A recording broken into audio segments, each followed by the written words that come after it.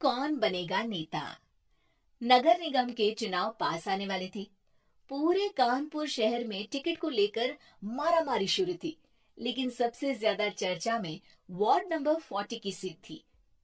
वो इसलिए क्योंकि इस बार वहां की सीट महिला के लिए आरक्षित थी।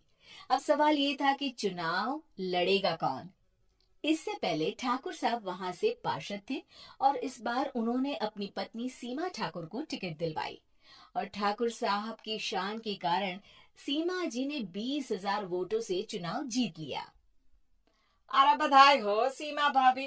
अब तो आप वार्ड की पार्षद बन गई हैं। अब तो हमारे काम आप ही करवाएंगी। अरे यह तो सिर्फ नाम की पार्षद बनी है। वो तो महिला सीट आ गई, वरना पार्षद तो मुझे ही बनना था।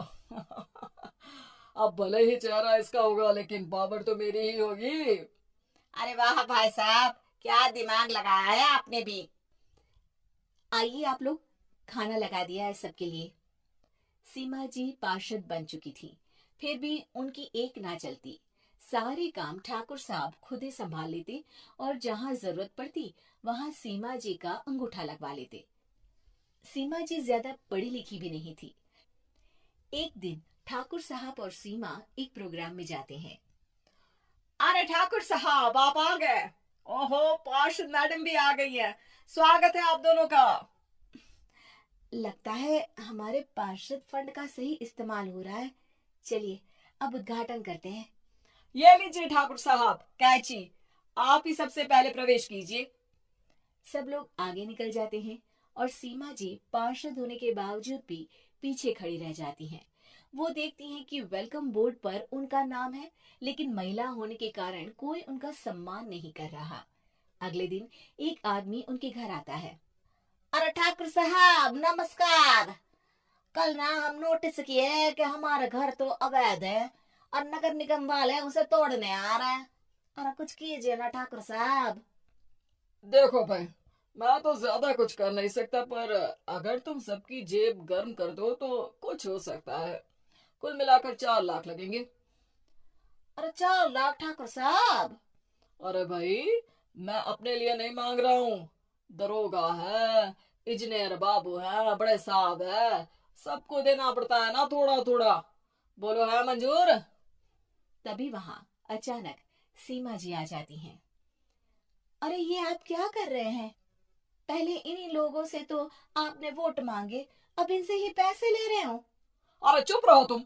तुम्हारा काम है सिर्फ अंगूठा लगाना, तुम वही किया करो। मुझे दूसरे काम तुम मत सिखाओ, समझी? और तुम ना जाओ, अब पैसे लेकर आओ, वरना जेसीबी किसी भी वक्त आती होगी। सब कुछ ऐसे ही चलते रहता है। एक दिन सीमा जी और ठाकुर साहब को एक लोकल मीटिंग में बुलाया जाता है। वहां पर कई और अधिकारी लोग भी मौजूद रहते हैं। अब मैं चाहूंगा कि ठाकुर साहब हमारे बीच 2 शब्द कहें। मेरे प्यारे भाइयों और बहनों, आज मेरा सौभाग्य है कि मैं आप सबकी सेवा दिन रात कर पा रहा हूँ। आपने मेरी पत्नी को भारी मतों से जिताया है, इसलिए मैं आप सभी का शुक्रगुजार हूँ। मैं आप सबसे वादा करता हूँ कि हमेशा की तरह हमारे वार्ड में किसी को कोई तकलीफ नहीं आने दूंगा। सभी लोग तालियां बजाने लगते हैं।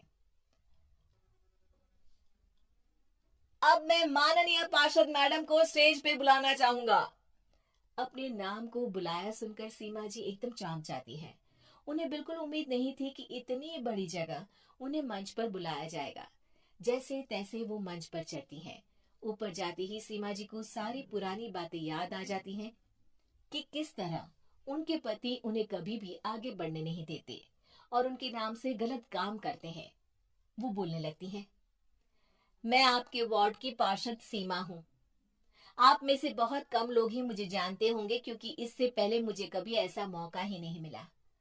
सारे मौके मेरे पार्षद पति यानी आपके ठाकुर साहब ही लेते रहे, लेकिन आज ये मौका मुझे मिला है तो मैं इसे ऐसे ही नहीं जाने दूंगी। मैं आपको ये बताना चाहती हूँ कि आपके ठाकुर साहब मेरे नाम की आड़ में गैर कानूनी काम करते हैं, जिस पर अंगूठों के निशान मेरे होते थे। इसीलिए मैं अपनी गलती मानती हूँ और आज अपने पद से इस्तीफा देती हूँ, ताकि आगे से कोई गलत काम ना हो पाए। अब फैसला आप सबके हाथ में है कि आप हमें क्या सजा देना चाहते हैं।